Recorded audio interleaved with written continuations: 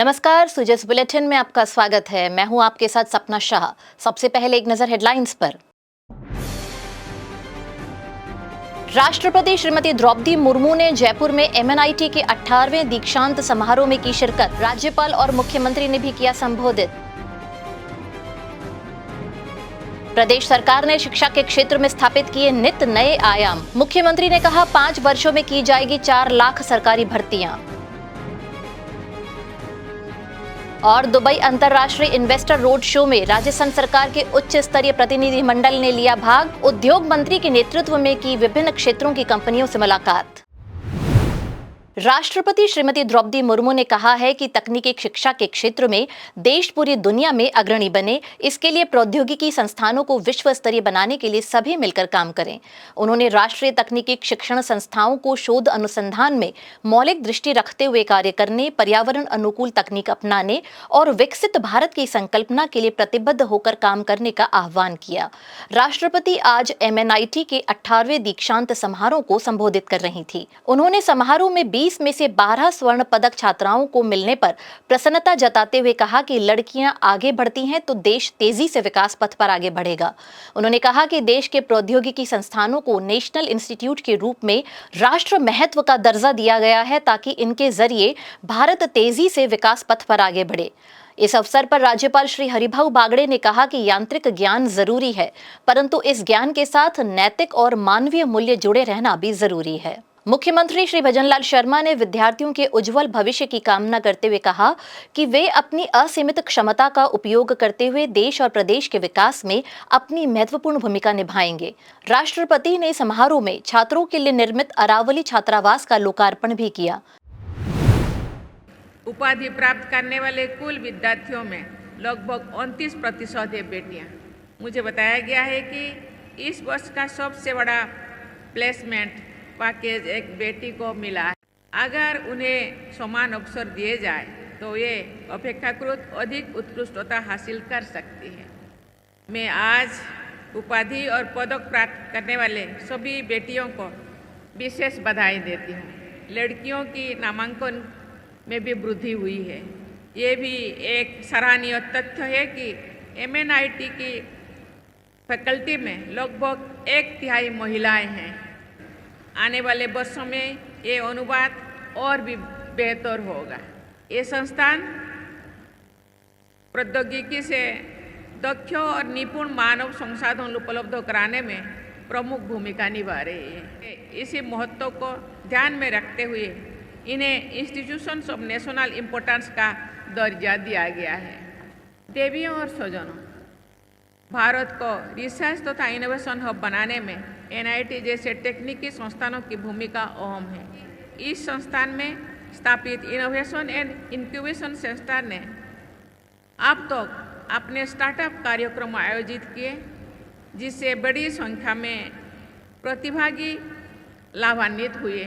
यांत्रिक ज्ञान जरूरी है, परंतु इस ज्ञान के साथ यदि नैतिक और मानवीय मूल्य जुड़े रहेंगे तभी हम सबका साथ, सबका विकास को सही मायने में सफलीभूत कर पाएंगे।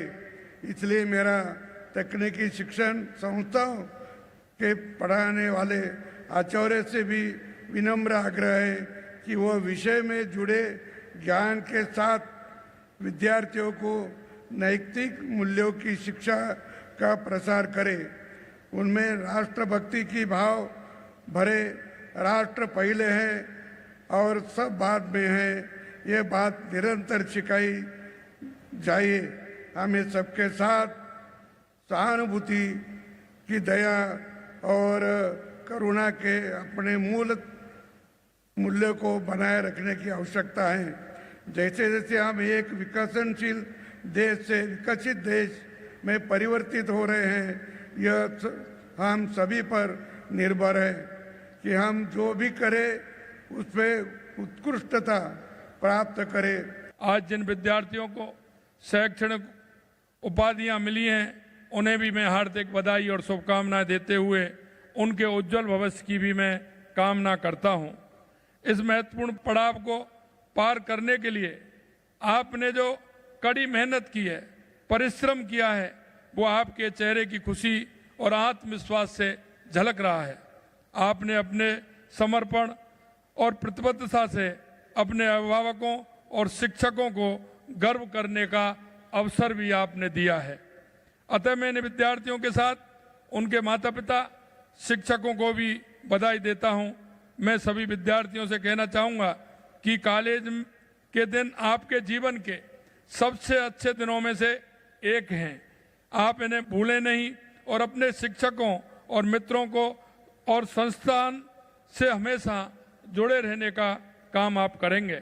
आपने ऐसे समय में उपाधि प्राप्त की है जब दुनिया तेजी से बदल रही है और इस बदलती दुनिया में भारत अपनी प्रगति की गति से खास पहचान बना रहा है।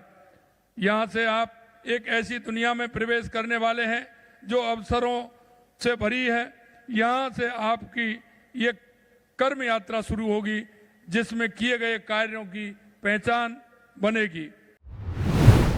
MNIT में आयोजित दीक्षांत समारोह को संबोधित करते हुए मुख्यमंत्री श्री भजनलाल शर्मा ने कहा कि प्रदेश सरकार शिक्षा के क्षेत्र में नित नए आयाम स्थापित कर रही है। सरकार द्वारा आगामी 5 वर्षों में 4 लाख सरकारी भर्तियां की जाएंगी। इस वर्ष भी 1 लाख से अधिक पदों पर भर्ती की जा रही है। उन्होंने कहा कि राज्य सरकार द्वारा युवाओं के सर्वांगीण विकास के लिए युवा नीति 2024 और कौशल क्षमता विकास के लिए नई स्टेट स्किल पॉलिसी लाई जा रही है, जिससे युवाओं की प्रगति का मार्ग प्रशस्त हो सके। मुख्यमंत्री ने कहा कि युवाओं को स्टार्टअप स्थापित करने और उनमें उद्यमिता बढ़ाने के लिए अटल एंटरप्रेन्योरशिप प्रोग्राम शुरू किया जा रहा है। साथ ही इसके तहत चयनित स्टार्टअप्स को 10 करोड़ रुपए तक की फंडिंग भी उपलब्ध करवाई जाएगी। शिक्षा और सेवा को महान उद्देश्यों तक पहुंचाने के लिए राज्य सरकार भी हर संभव प्रयास कर रही है। हमने हर वर्ष समयबद्ध रूप से भर्ती कराकर रोजगार देने का संकल्प लिया है। हम 5 वर्षों में 4 लाख सरकारी भर्तियां करेंगे। हम इस वर्ष भी 1 लाख से अधिक पदों की भर्ती करने जा रहे हैं। भर्ती में लगने वाला समय कम करने के लिए अब परीक्षा के बाद दस्तावेज सत्यापन संबंधित विभाग में भी होगा।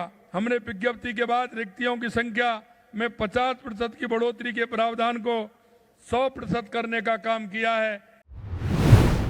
प्रदेश में निवेश करने के लिए निवेशकों को आमंत्रित करने के मकसद से उद्योग एवं वाणिज्य मंत्री कर्नल राज्यवर्धन राठौड़ के नेतृत्व में राज्य सरकार का उच्च स्तरीय प्रतिनिधिमंडल UAE के दौरे पर है। प्रतिनिधिमंडल ने मंगलवार को संयुक्त अरब अमीरात के विदेश व्यापार राज्य मंत्री डॉक्टर थानी बिन अहमद अल जायोदी से दुबई में मुलाकात की और rising Rajasthan global investment summit के दुबई अंतर्राष्ट्रीय इन्वेस्टर रोड शो में भाग लिया। प्रतिनिधिमंडल ने संयुक्त अरब अमीरात की कई प्रमुख कंपनियों और UAE इंडिया बिजनेस काउंसिल के UAE चैप्टर के सदस्यों के साथ भी बैठकें की और उन्हें राजस्थान में निवेश के लिए आमंत्रित किया। इस अवसर पर निवेशकों को संबोधित करते हुए कर्नल राठौड़ ने कहा कि प्रधानमंत्री श्री नरेंद्र मोदी के नेतृत्व में हम भारत को आने वाले वर्षों में विश्व की तीसरी सबसे बड़ी अर्थव्यवस्था और स्वतंत्रता के शताब्दी वर्ष तक एक विकसित देश बनाने के लिए काम कर रहे हैं। इसके तहत हमारा लक्ष्य स्पष्ट है कि हमें राजस्थान को भी आर्थिक रूप से विकसित बनाना है और इसके लिए हमारी सरकार के पास राजनीतिक इच्छा शक्ति है।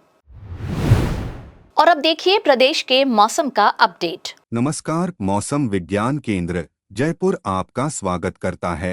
राजस्थान के दैनिक मौसम की जानकारी इस प्रकार है। पिछले 24 घंटों में पूर्वी राजस्थान में कहीं कहीं पर बूंदाबांदी व हल्की से मध्यम वर्षा दर्ज की गई। पश्चिमी राजस्थान में मौसम शुष्क रहा। पिछले 24 घंटों में राज्य में सर्वाधिक अधिकतम तापमान 38.4 डिग्री गंगानगर में तथा सर्वाधिक न्यूनतम तापमान 28.8 डिग्री फलौदी में दर्ज किया गया। आज 8:30 बजे दर्ज प्रेक्षण के अनुसार राज्य के अधिकांश भागों में हवा में आर्द्रता की औसत मात्रा 61 से 92% के मध्य दर्ज की गई। मध्य प्रदेश के ऊपर बना वेल मार्क लो प्रेशर आज कमजोर होकर लो प्रेशर बन गया है तथा वर्तमान में उत्तरी मध्य प्रदेश के ऊपर स्थित है। उक्त के प्रभाव से पूर्वी राज्य के कुछ भागों में मेघगर्जन एवं बारिश की गतिविधियां आगामी 24 घंटे जारी रहने की प्रबल संभावना है। तो आज के बुलेटिन में फिलहाल इतना ही। फिर होगी आपसे मुलाकात, तब तक के लिए नमस्कार।